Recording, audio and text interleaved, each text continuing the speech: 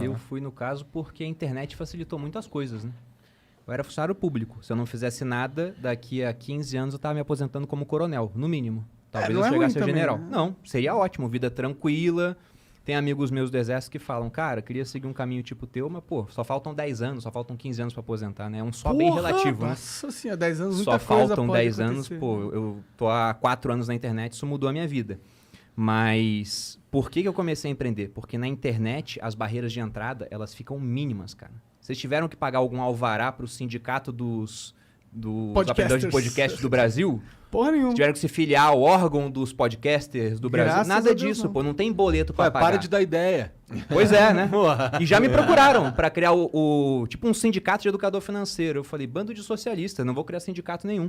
Mas esse é o ponto. Aqui você tem muito menos barreiras pra empreender. E na internet, a pior coisa que pode acontecer é você criar um negócio que ninguém assiste. Mas o custo da criação do negócio é muito baixo. Sim. Então, como o custo do erro era muito baixo, essa conta de 99% vai dar errado, eu pensei, tá, mas se eu der errado, eu perco muito pouco. E se eu der certo? Isso muda a minha vida. E aí começou a ficar interessante. E no Brasil, a gente tem muita gente empreendendo por necessidade, porque a gente tem uma combinação aqui no Brasil de um mercado de trabalho que durante muito tempo sofreu ali com o processo trabalhista. O meu avô, por exemplo, teve um restaurante, depois de um certo momento, saiu um funcionário, processou ele, os outros todos que saíram processaram com o mesmo advogado. Porque era aquela época onde para processar você não gastava nada. Então, a melhor coisa é processa. Não der nada, não perco.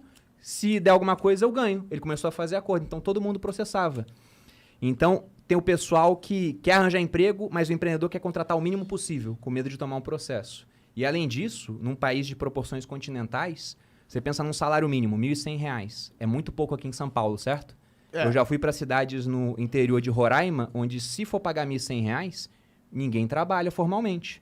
Porque para o empregador pagar R$ 1.100 para aquele cara lá, ele tem que, primeiro, ter o dobro provisionado, né? Porque tem FGTS, tem 13º, um monte de coisa. Só que o negócio dele paga imposto assim que ele fatura, não é sobre o lucro. Então, esse cara tem que conseguir gerar 2.500 para ele pagar 500 de imposto, aí sobra 2.000, 1.000 ele dá para o cara e os outros 1.000 vai pagando para o governo por uma hora e isso voltar para o cara. Em cidade lá do interior de Roraima, ninguém é empregado assim. Então, não tinha como ter. Se o cara for seguir a legislação, tá todo mundo desempregado. Aí tem que empreender, pô. Entendi. Eu gosto do caminho de empreender. Só que, como você estava falando, é meio que tipo olhar pro... O Elon Musk fala que é olhar pro abismo mascando o vidro. Tá ligado? É uma loucura.